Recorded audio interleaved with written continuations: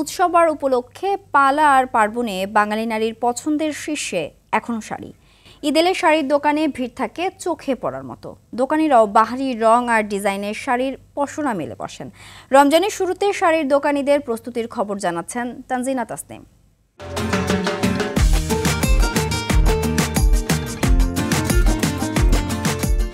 সব পার্বণেই বাঙালি নারীর প্রিয় পরিধেয় শাড়ি। পৃথিবীর যে কটি জনগোষ্ঠী হাজার বছর ধরে তাদের প্রাচীন পোশাক ও ঐতিহ্য ধরে রেখেছে, বাঙালির শাড়ি তার মধ্যে অন্যতম।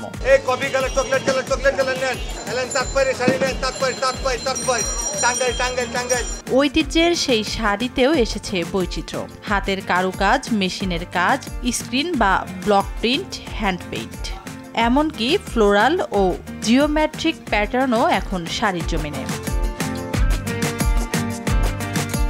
রাজধানীর ইসলামপুরে শাড়ির পাইকারি বাজারে ব্যস্ততা এখন তুঙ্গে। সারা দেশ থেকে ব্যবসায়ীরা এসেছেন চাহিদা মতো পণ্য কিনতে।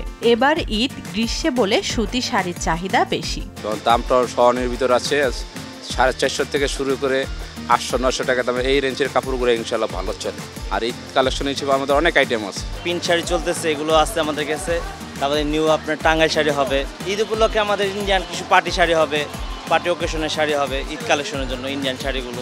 পাইকারি এসব দোকানে সুতির শাড়ি বিক্রি হচ্ছে 700 থেকে 1100 টাকায়। রোজার প্রথম সপ্তাহে পাইকারি বিক্রি বেশি হলেও এরপর থেকে খুচরা বিক্রি বাড়বে এই মার্কেটে।